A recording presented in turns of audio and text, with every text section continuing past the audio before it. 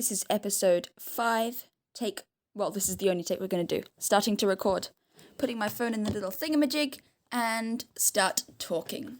Hello, listeners, and welcome to Fighting Failure. Oscar has an amazing podcast voice. It's about the pitch, not just the stress. Hello, listeners, and welcome to Fighting Failure. There's a pitch as well as a stress. Hello, listeners, and welcome to Fighting Failure. Hello, listeners, and welcome to Fighting Failure, a podcast where we discuss solutions to the climate crisis. So up to now, we have completed 6 episodes on transportation that Oscar has hosted, and at last we have reached the agriculture section, which I will be hosting. This is episode 5, and although the episode may be a bit shorter than some others, it was deemed important enough to take up a full episode. This episode is titled Vegetarianism and Veganism, Friend or Foe. So we will be discussing the pros and cons of becoming a vegetarian or a vegan. I am Hisham, and I will be your host for this episode. My co-hosts are Sunday Stapleton and Oscar Archibald. So to start, I would like to highlight a few stats which will be important to keep in mind for this episode and perhaps for the entire agriculture section. According to a demographic which I found on a document released by REDD Plus Policymakers, which stands for Reducing Emissions from Deforestation and Forest Degradation in Developing Countries, etc., released by the UK government in 2010, it highlights basically within Africa, Latin America, and subtropical Asia, so all developing nations, it highlights basically the areas of emissions. So deforestation drivers, basically. So we're looking at this statistic, and as always, will be in the show notes. And it's sort of a vertical pie chart showing the proportion of drivers of deforestation from which sectors. So, for example, in all of them, agriculture, both commercial and local / subsistence, makes up 70% of deforestation. And this is split pretty evenly between commercial agriculture, which is obviously growing stuff to sell, and subsistence agriculture, which is where people grow things to eat themselves. The other smaller parts are mining, infrastructure, and urban expansion. But if you want to see these stats visually, I know it can be difficult to communicate it over a podcast. It will be in the show notes. The second chart shows rather than a sort of percentage, it shows the just raw amount of deforested area. In Latin America, this is by far the highest at 45,000 square kilometers per year. That's huge. What would be useful here is a statistic that tells you that's the size of Spain or something. I don't think it's the size of Spain, but it definitely sounds really enormous. I'm just going to do some sort of search. List of countries by area. Let's find one that's the same size. Scroll down to the bottom. Okay, here we go. So 45,000 square kilometers. That is the size of, let me find a notable one. That's the size of Denmark. I mean, it's sort of closer to Estonia or the Dominican Republic, but Denmark is a more notable. So, the size of Denmark is deforested every year in Latin America. And of that, 30,000 square kilometers, which is the size of Lesotho, or Belgium, which is the size of Belgium, is for commercial agriculture. Yeah, that is a huge amount. It's much smaller in Africa. The total amount for commercial agriculture is the size of Trinidad and Tobago. Maybe not such a well-known country, but there you get the idea. Huge amounts of land are being deforested every year, and primarily for agricultural purposes. And another breakdown of deforestation, which I found in the same document, displayed Indonesia's areas in percentage and land cover. The link will again be in the show notes, but this was as of 2009. So I have this map of Indonesia, and about 32% of land is deforested for commercial agriculture. About 34% of land is deforested for local and subsistence agriculture. Keep that in the recording. Tongue twister. Okay, and the rest, aquaculture accounts for about 3%. And there's only about 11% reforestation, and the rest is either open land or mining, so other more minor causes. Get it? Minor causes? And that's quite a huge amount. So that's about 66% comes directly from agriculture. Well, I guess if you count aquaculture, you have about 16. What's aquaculture? I think that's like when you have a kind of bogland. I think that's like the growing of rice. I would assume. Why don't you do a quick search on that, Os? Yeah, so it's actually, I'll just read this off the NOAA, National Ocean Service website. It says, aquaculture is the breeding, raising, and harvesting of fish, shellfish, and aquatic plants. So it's farming in water. So it could be bogland, but yeah, so that's interesting to keep in mind. So it's kind of like livestock, but It's basically agriculture for fish. yeah, okay, that's interesting. Okay, cool. So anyway, moving on. According to the US Environmental Protection Agency, within the USA, about 10% of greenhouse gas emissions come from agriculture, which is quite a huge amount considering we have quite a large population and a lot of people drive cars. So of course, you'd have transportation, many sectors. You have transportation being a main contributor, as well as energy, electricity, and all that. So anyway, but 10% from agriculture. So you'll kind of understand why that is as we get deeper into this agriculture section. But that's quite a large amount, which I just wanted to note down for you guys. And the link will be in the show notes if you want to keep reading that article. And lastly, I found a couple of articles which stated that approximately 80% of global tropical forest is deforested for agricultural purposes, which is a huge amount of. The rest is probably for mining, and just as the previous graphs have stated, kind of urban expansion and infrastructure probably, but that's more minor in those tropical forest areas such as the Amazon. An example of destroying rainforest for urban expansion would be Brasilia, which is Brazil's planned capital. We do discuss the Amazon rainforest deforestation, so just stay tuned with this episode, and we'll kind of discuss reasons for deforestation in the Amazon. But anyway, so now we're going to move on to some benefits of vegetarianism and veganism. So first of all, it directly reduces demand for meat. So that's reducing livestock numbers, kind of, because the meat industry has less demand, so they'll have less need to supply us with meat produce, and so that reduces livestock numbers and hence the amount of methane, which is, I guess, specifically cattle produce in many ways, as well as reducing trampling of soil and grass by livestock and preventing some amount of soil erosion caused by livestock. Anything else, guys? Stopping the erosion of the soil would also reduce the CO2 lost from the soil. And I guess since most of the world's crop is grown not to feed humans, but also to feed animals, we would then be reducing the agricultural sector, which is kind of existent to provide feed for animals. Yeah, I'd really like to expand on that. So there's this really cool map. I've just pasted the link in the chat, which shows how the United States uses its land. And you'll see that basically this huge amount, probably just less than a third of the United States, is just for cows to graze. So and then you'll see that there's this small bit off to the side of that, which is livestock feed, and then just above that, maybe half or from half to a third of the amount of agriculture for livestock feed is for food we actually eat. So the point of veganism is not just cutting out these cows and the space they use, but actually a huge amount of the food we grow is just grown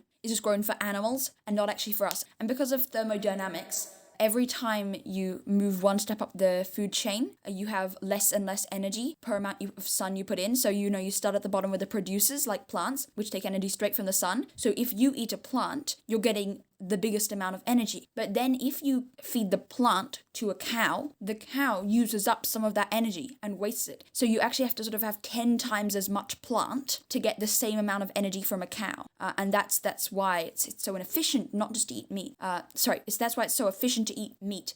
Because actually, if you see the food we eat is just a tiny proportion of the US. And if you took all of that cow pasture and livestock feed, and reforested it or repurposed it, you could really reduce CO2 emissions by a huge amount. Yeah. Yeah, and also I would just like to point out some of the the feed grown. A lot of it is actually soy products and corn products. So is that right? I believe so. I'm pretty sure that was I believe so. Yeah, when I was researching, I came across that a lot. That soy products. I was shocked because I usually think of soy as as being used for production of soy milk, and also soy produce, so like fake meat kind of, which I've been eating quite a bit of because I've transferred to a primarily vegetarian diet, which is another reason why I kind of wanted to do this episode. But anyway, so I was shocked to see that a large amount of feed is actually coming from soy, and I was not so shocked to hear that a large amount of feed comes from corn. But it's that kind of crop which is used to grind down into feed, and also feed is not that healthy for the animals which is being given to. It doesn't have much nutritional value, so it's also kind of putting the animals in a worse situation until they're slaughtering. So it's not necessarily a great thing. Anyway, moving on. But another benefit of transferring to vegetarianism and veganism is that in reducing demand for meat, you also reduce the need for meat to be transported, the energy to freeze it, and the plastic to wrap it. So that's a lot of reduce for demand in those sectors. Anyway, moving on to the problems now. The top meter of soil worldwide holds about 2,200 billion tons of carbon. That's 3 times the amount of carbon that's held in the atmosphere in the form of CO2. When the carbon stored in the soil is exposed to air, it forms a covalent bond with the oxygen and becomes the notorious greenhouse gas, CO2. We were talking about before, when these cattle are trampling soil, they're, of course, exposing the soil. They're exposing the carbon soil in the soil to the air, and that's creating the CO2.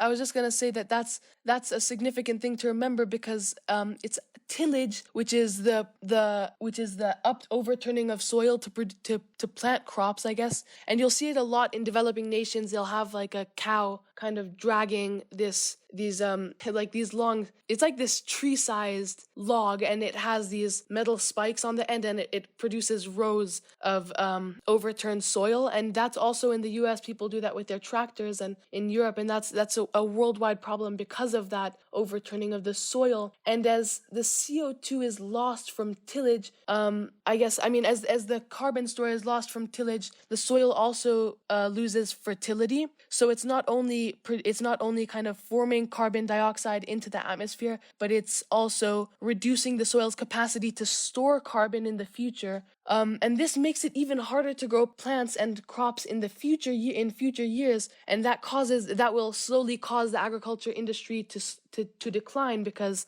in the coming years it's going to become far harder to plant crops because of the lack of soil fertility. And I think that me and Oscar produced a advertisement which stated that, we only have about 60 harvests left until the world's topsoil is unusable. That's definitely something we've created. Yeah. That's a really stark thing.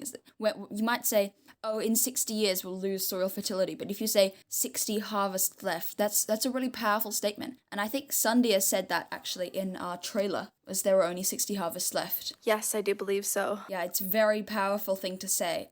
And also, Hisha, I was just wondering, when you say it's sort of reducing soil fertility, what is behind soil fertility? What creates soil fertility? What does soil fertility sort of mean in terms of biology and organisms and that sort of thing? As far as I know, and I may be wrong, so if I am, you'll find a correction in the show notes, of course. But there's these microbes held in the soil, and they kind of store carbon, and that, I think that it's the microbes which enable the Oscar, do you want to do a quick search on this, actually? I'm pretty sure that it's the microbes kind of enable the growth of plants, and as you overturn the soil and the carbon is lost and transferred to carbon dioxide, those microbes die, and I think that's basically what the reduction of soil fertility is. Again, if I'm wrong about that, I might be, because that's just off the top of my head, and if I am, you will find the correction in the show notes. Yeah, I'm just on the Wikipedia page, and it says a fertile soil is able to supply essential plant nutrients and an absence of toxic substance. And so it says this is useful. It's like properties that contribute to soil fertility, and it says depth, drainage, topsoil with soil organic matter, pH, so that's like how acidic or alkaline, and adequate concentrations of plant nutrients. But here the last thing is probably what most important, is what we're talking about, is the presence of a range of microorganisms. So you've got the biodiversity of lots of different microorganisms that are supporting the growth and that are sequestering the carbon and all of that. So you were just doing that research, and I was wondering, did you find anything about I was wondering if you found so what I was doing a little bit of research while I was waiting to get back on, and I saw that soil microbes move and transform carbon compounds and make nitrogen bioavailable to plants. Yeah, that makes sense. So so in the killing of microbes, what I would understand, and I will put this link in the show notes, or Oscar will, I guess. We'll put this link in the show notes, but basically it's the microbes which kind of transfer nitrogen into the plants and kind of make it available to them, and plants I think they need nitrogen to grow, as far as I know, and they what they do is they help to store carbon in the soil, and they also so when the carbon is released, the microbes are also killed, and that makes it harder for plants to grow. So I guess that's kind of to do with soil fertility. And so this link will be in the show notes if you want to read more about soil fertility, but we'll move on, I guess. So anyway, if you would like to learn more about tillage, stay tuned, because if you want to know more about tillage, we're going to do an episode which will cover tillage in more detail for you guys who have interest in that. But for now, I think we're going to move on to the importing of fruits and veg.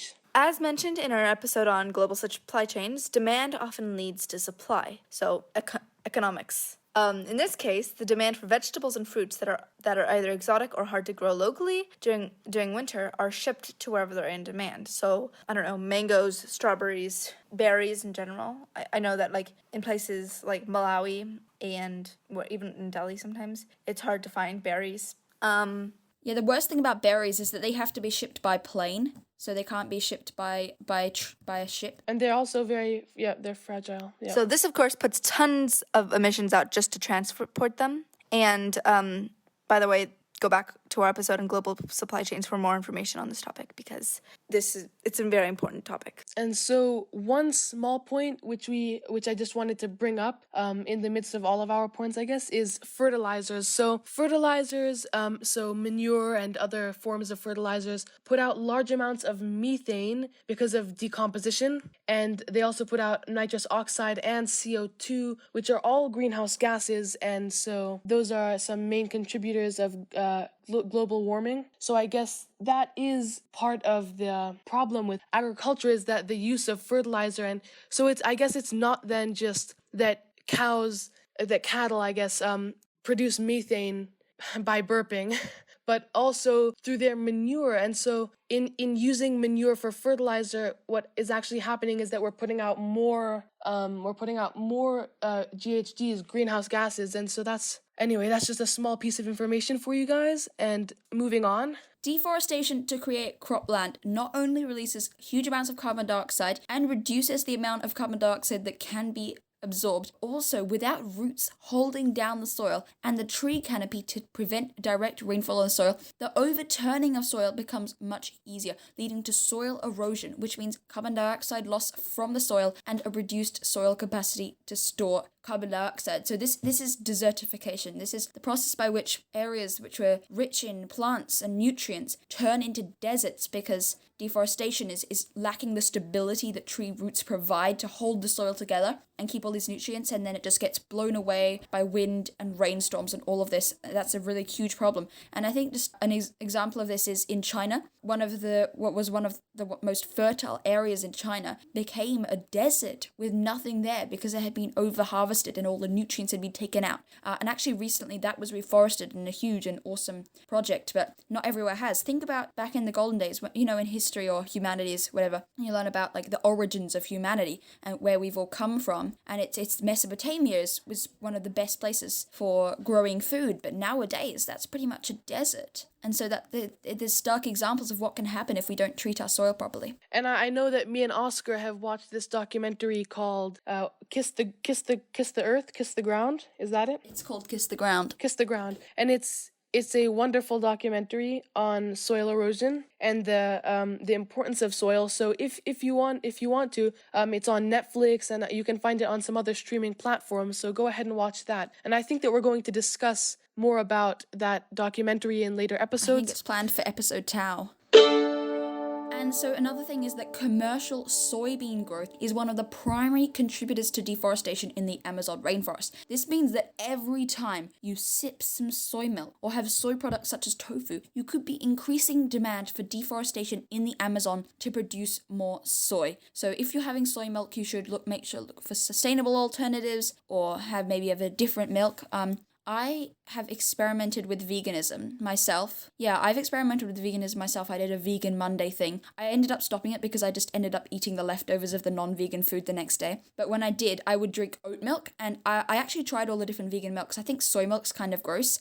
Almond milk is okay, but almonds use a huge amount of water to be cultivated. But oat is a pretty normal grain, and that actually tastes really good. It does still use a lot of water, so you've just got to be careful. But I guess dairy cows are not exactly good for the environment anyway. So that's just important to keep in mind as well, is that soy, not all its vegan alternatives are necessarily incredibly good for the planet. However, it is very difficult to take over beef as the worst food for the environment. Yep, and Oscar, you also just touched on almonds, and I'm pretty sure that in California there's these huge plantations of almonds, and what actually happens is that they have to provide constant water supply for these almonds to actually grow and to be able to produce almond milk. And so all these, I guess it's all of the kind of vegan options for milk, to me, seem to be actually not that great for the environment. I mean, I guess oat milk isn't that bad. I know rice isn't great for the environment, and there's also rice milk, which tastes pretty good, but... Ooh, coconut milk. What about coconut milk? Coconut milk. That depends, though, because there can be coconut plantations, but if it's sustainably grown coconut, I guess that's fine, right? I had like a period where I had dairy completely cut from my diet, so I'm pretty sure I was drinking almond milk for a while, but I didn't even drink that much almond milk because I just didn't drink milk or anything. And so if you're wondering about your milk providers, whether it's dairy milk or I guess soy milk, almond milk, rice milk, oat milk, you can do a quick search if it's a big company, and you can find out you can usually find out how they source their ingredients. So you can do that also to kind of prevent buying a product which doesn't source sustainably. Yes, that's true as well, but it's also important to keep in mind that since a lot of these milk replacements are marketed as a more environmentally friendly alternative, I'm assuming that a lot of these companies that are making these vegan milks will be attempting to have sustainably sourced soy or oat or almond or whatever they're putting in their milk. So that's good to see that there's a consumer push, because the demand for vegan milk is a demand for environmentally friendly milk as well.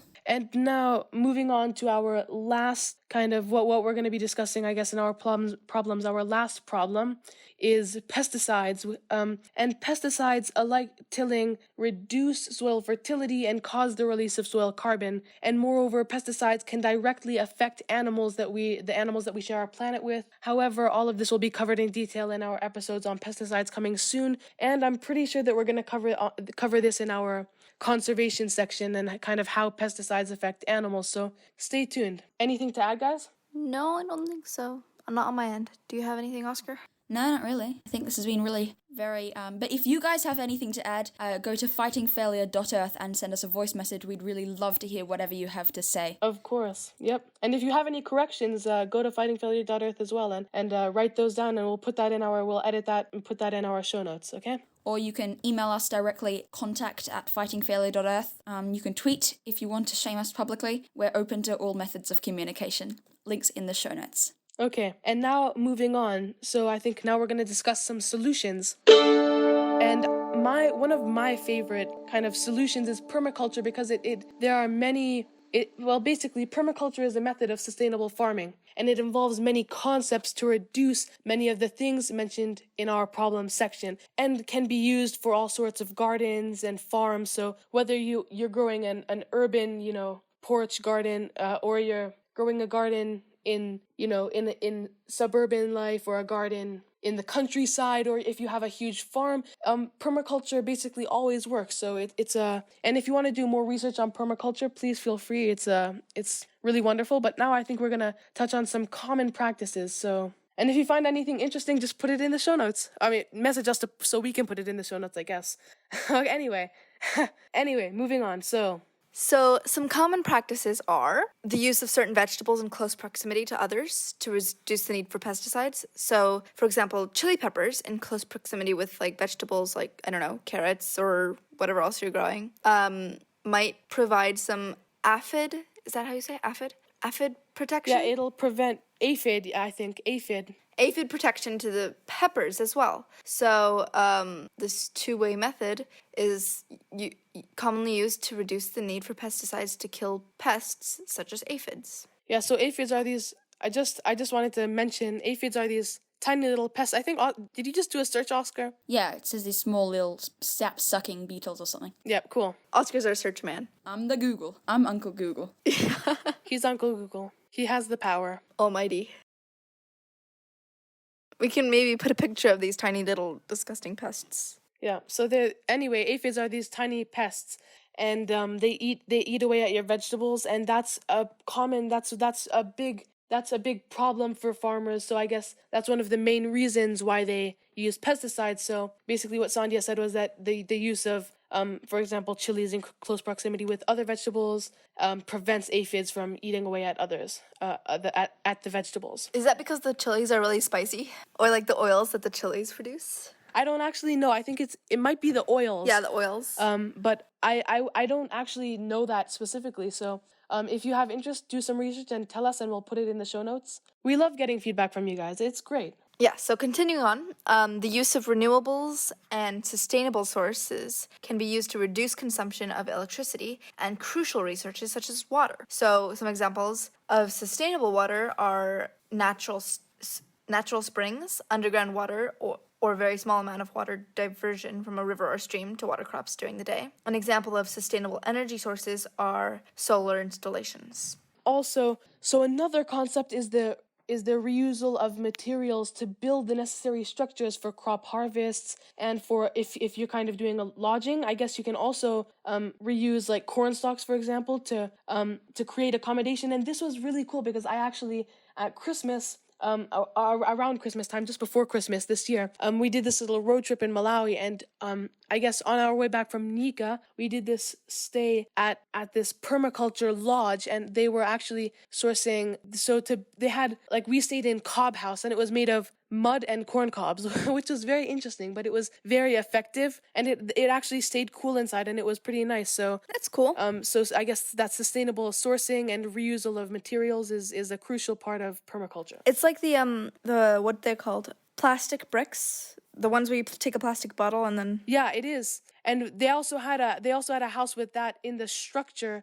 They might have also had some of those within Cobb House, and they would make them, like when you'd come, if you had any plastic waste in your car, you could give it to them, and they'd finish stuffing these huge, heavy, dense bricks of plastic, and they'd also use that to kind of build their structures. And they didn't actually use much plastic because they grew all of their crops using permaculture in their own garden on a mountainside, which is very interesting because usually when you think of cropland, you think of this flat kind of plain land. So and they did a very good job of it. So anyway, that's something to keep in mind. So another big part of permaculture, or another common practice with permaculture, is the reasonable coexistence of trees and crops. For example, trees can assist in crop growth by providing nitrogen, which we've talked about is very important for plants, to the soil, preventing direct rainfall on crops, which we talked about again with the sort of Amazon canopy, leaf fall resulting in natural fertilizer, so rather than buying fertilizer, and more, while still leaving enough open space for sunlight to reach the crops beneath. This is a method of agroforestry. So what's really interesting about this is that it's sort of how nature intended, is that you've got the symbiotic relationship between trees and plants and lots of different plant organisms all living in the same place, coexisting and benefiting each other, providing shade, providing nitrogen. All of this is what makes a healthy ecosystem. And our current system of farming, where we just have one crop planted on its own, is really not as sustainable, and that's why we have to use so much fertilizer. But if you have this agroforestry and this combination of different plants in the same place, it is is so beneficial, and it just saves you a lot of money, and it's really just quite amazing. I can't articulate it. Another method of agroforestry is the planting of a fruit-bearing forest that holds down the soil and prevents soil erosion, absorbing CO2 and providing the farmer with a sustainable income and buyers with good local fruit. And actually, me and Oscar discovered this form of agroforestry. So my dad kind of worked here in Malawi with the other form of agroforestry, which we just mentioned prior to this. But this form of agroforestry we kind of discovered through Kiss the Ground. And I know the singer Jason Mraz. He's pretty famous, and he's an agroforester. He's an agroforester as well, which is very interesting. And he has this huge forest of fruits, and he grows stuff. He grows like lemons and limes, and he grows pears, apples. I might be mistaken, but like cherries, and so he has all these fruits, and they come in at different times during summer. So he has kind of this income throughout the summer. So like once kind of whatever pear season passes, then he has income from whatever crop comes next. So I found that pretty interesting. Yeah, and I think, as you said, what's important to remember with this sort of agroforestry is it means you can get a harvest all year round, rather than tilling a harvest. And if your harvest goes wrong and you're just harvesting one type of crop, then you're sort of screwed for the next year until the next harvest. But if you've got agroforestry, you've got a constant stream of different harvests, and that's really beneficial. Some other practices include the production of minimal waste, compost for the fertilization of plants and soil, and the use and appreciation of the surrounding natural land to benefit the cropland. If you guys want to expand on that, you can. Yeah, I mean, production of minimal waste is a really important one, because this permaculture, again, is all about sustainability. There's the production of minimal waste. It produces very little. Okay, I'm going to cut that out. That's stupid. What's great, because it produces little waste. Yeah. And I guess that it's the same thing. Like, I was talking about that they were creating these, what are they called? Those bricks those plastic bricks made of, eco bricks. That's right, eco bricks. And they were producing these eco bricks, and it's this idea of putting out minimal waste and reusing. So that's a very important part of permaculture. I have this memory of watching this video of this woman who completely lives with minimal waste. Like, she reuses everything she can, or what's it called, or recycles it. And then if she absolutely cannot do anything with anything, like if there's a piece of plastic that she can't do anything with, she has this like jar, and she has this tiny jar for an entire year of plastic. That is something we should all aspire to. Hisho, I think you're the one who's done research on alternative tilling forms. So, moving on from permaculture, which is, I guess those concepts are basically the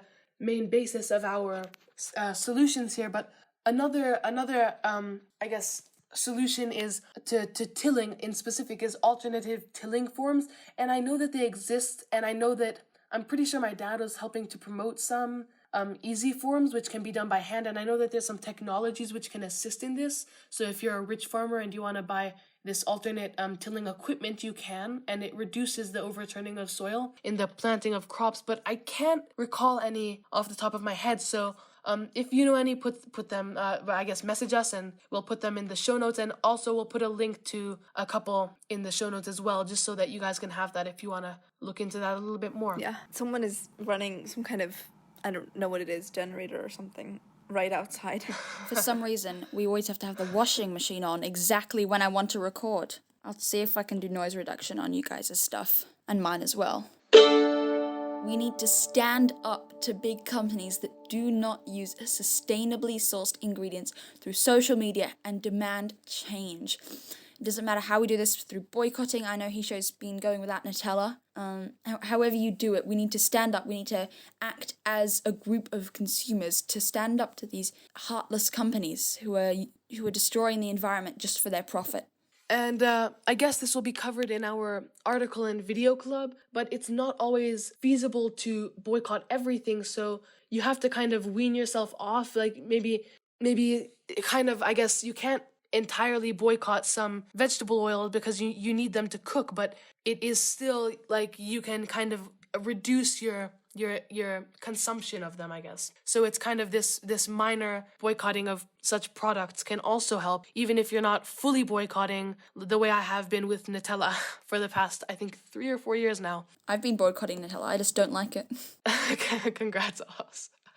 So, and finally, just keep things local, which is this concept of, I guess, if you can go to a local farmer's market or whatever and find locally grown vegetables, locally sourced meat, even if you're not a vegetarian or vegan. But keeping things local also reduces the need to transport things, the need to, I guess, use GMOs to help things, to help your plant matter stay well while they transport it. So it's all of this, I guess, keeping things local kind of helps in many ways. So that's an easy thing which all of you listeners can do. So I recommend that highly if you're not already doing it, like many of us are. And I think any more points, guys? Hello, Monty. What are you doing there? Oscar's dog just came. Monty? Hello? Where are you gone? Oscar's beloved little pug. Oh wait, I just wanted to say, Oscar, we should start a hashtag. Oh, yeah. Hashtag keep things local. I'm going to see if that's already on Twitter. Yeah, we should. Keep things local. Why is it giving me a really weird Chrome logo? I'm suspicious now. And why do I keep pressing the Shift key instead of the Enter key? Let's go to Twitter and see if there's a hashtag keep things local. If not, we will definitely start it. I'm pretty sure that there's probably already a keep things local hashtag. God. How did I accidentally start WhatsApp? Oh, I see. It's in like Windows 3 instead of Shift. Hashtag keep things local.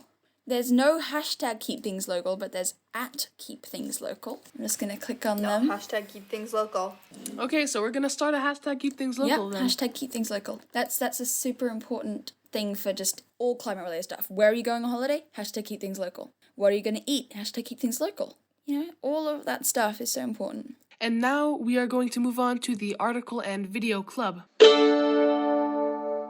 So first things first, we have this YouTube video which I found by Greenpeace UK, I think Greenpeace.uk or Greenpeace UK. Anyway, basically what they were talking about is how to boycott, how to kind of prevent the consumption of palm oil. And I found this pretty interesting. So it was this very interesting video on how to kind of demand a change in the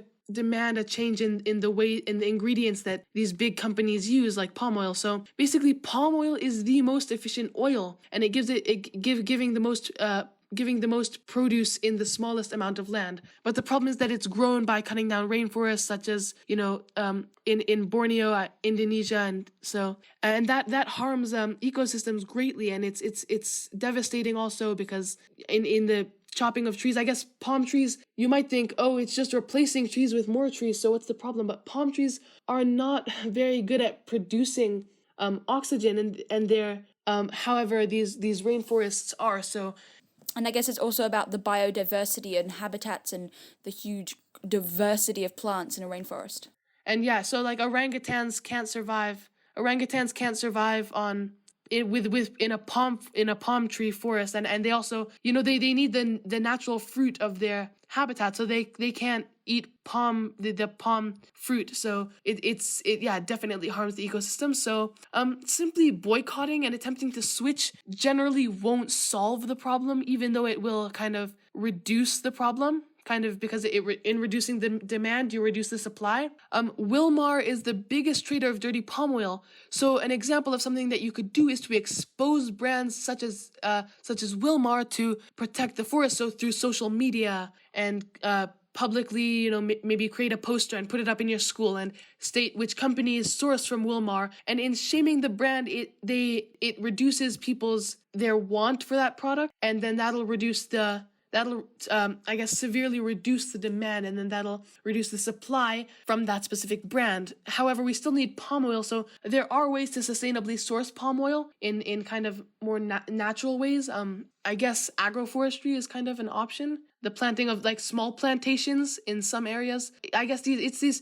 But yeah, I think the biggest problem with palm oil plantations are that they are planted where you've deforested rainforest. But if you just plant them in places that haven't been deforested, that sounds wrong. As in, plant them in places that are open farmland and that are not rainforest, and they're perfectly fine plant. Maybe we could plant them in the place of all the beef.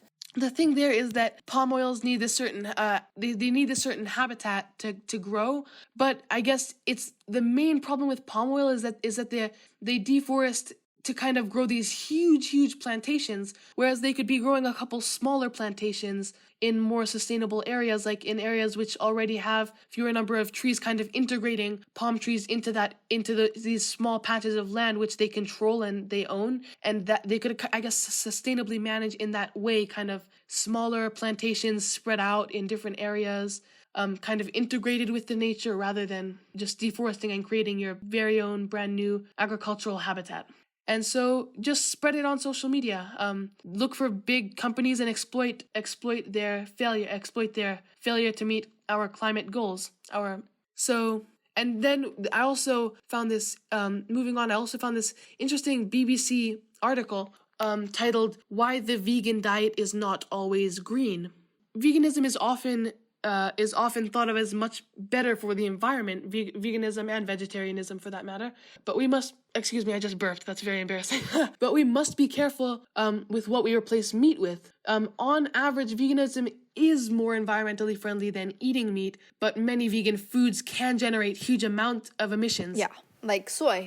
So the article follows, yeah, exactly like soy. So anyway, the article follows the story of many different vegan favorites. So fruit and veg that are transported by air can create more greenhouse gas emissions than poultry. So there's often this divide about, meat is bad and veg is good. And to be fair, pork, beef, those are really bad. But poultry, being quite small scale, can be, it's still bad for the environment, but it's not nearly as bad as beef. And so then once you're bringing into the factor that you might have poultry sourced locally, but you're having your fruit and veg flown in from the other side of the world, that transportation emissions can actually mean that some fruit and veg, if it's transported from far away, I burped as well, will create much more greenhouse gas emissions.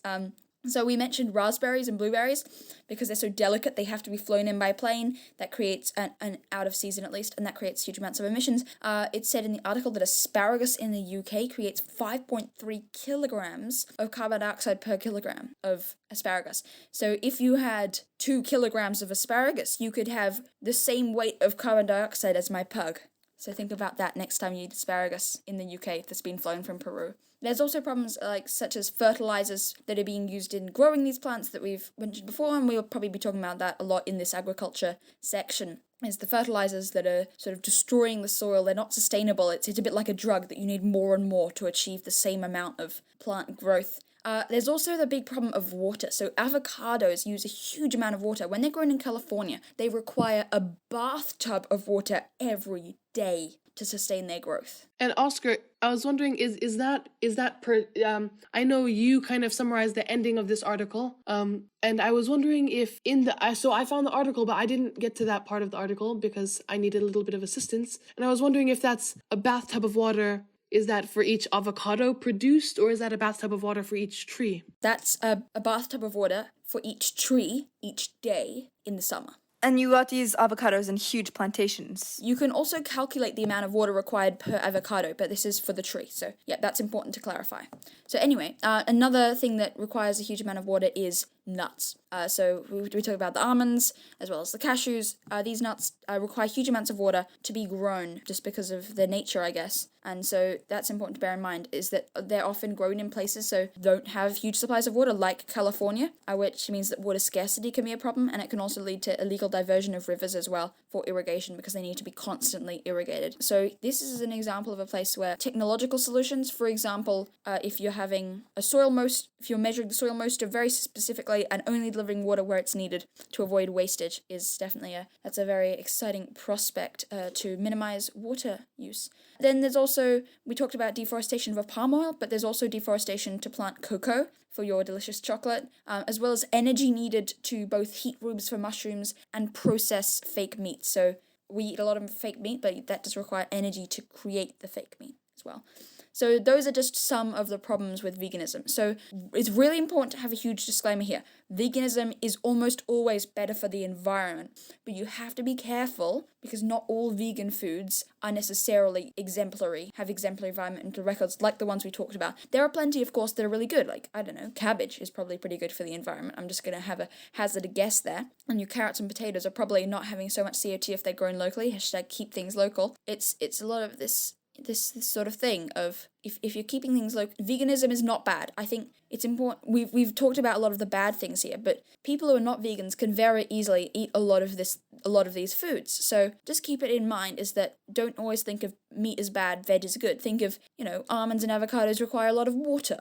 Asparagus needs to be flown overseas. So just think about what you're eating. And perhaps it's also, I guess, maybe having a balanced diet, so a kind of mix between maybe poultry and veg, and also locally sourced could also maybe be better, because that's also reducing your need for different types of vegetables, which might have to be flown in, and it also reduces the need to have more meat on your plate. So maybe it's this idea which you could bring up instead of becoming a vegetarian or a vegan. If you're not up for that, I don't know why you wouldn't be, but if you're not up for that, then maybe kind of try and find this balanced diet, the in-between range, and that could also help a lot. So yeah, that's exactly what I'm doing. We're not going vegetarian or vegan because it's not necessarily about completely cutting out these things from your diet, but it's about saying we want to eat less meat and we want to eat less of these not environmentally friendly foods, and we want to eat more environmentally foods and locally sourced foods, because having these blanket regulations can mean that maybe you have no beef and no chicken, but maybe actually some of the veg you eat is worse than having chicken because it's been flown in and all of this stuff. So rather than having these blanket rules, you should consider about what's better for the environment. And we have beef every now and then just to maintain some iron because that's important for diet. And if everyone sort of cut down on it like this, you don't have to just go vegetarian or go vegan. You should just start. You maybe cut out one meat meal a week and replace it with vegetarian, and then move to 2. That's really what you've got to think about. Veganism is not bad. Vegetarianism is not bad. But it's not just about that. It's about having a more sustainable food system in general. Yeah, and we've talked about this before, like, not everything is going to be the silver bullet. Vegetarianism and veganism, they're not the silver bullet, not by a long way. They're not going to help solve all your agriculture problems and that kind of thing. So you've got to keep that in mind. I definitely agree with that. Sandhya, and I think that if you're just a vegetarian or just a vegan, you can say that you're doing your part in helping the planet, and you definitely are, but there's always more that you can do. So maybe it's becoming a vegetarian or a partial vegetarian and getting an electric vehicle, and it's like those kind of, the more you do, the more of these small changes that you make. I guess it's the sum of all these small solutions which will kind of form a bigger solution. Veganism is not a get out of environment free card. And I think on that note, we will end this episode. Thank you for listening, guys. Thank you for listening. Links to everything will be in the show notes, and we'll see you next time.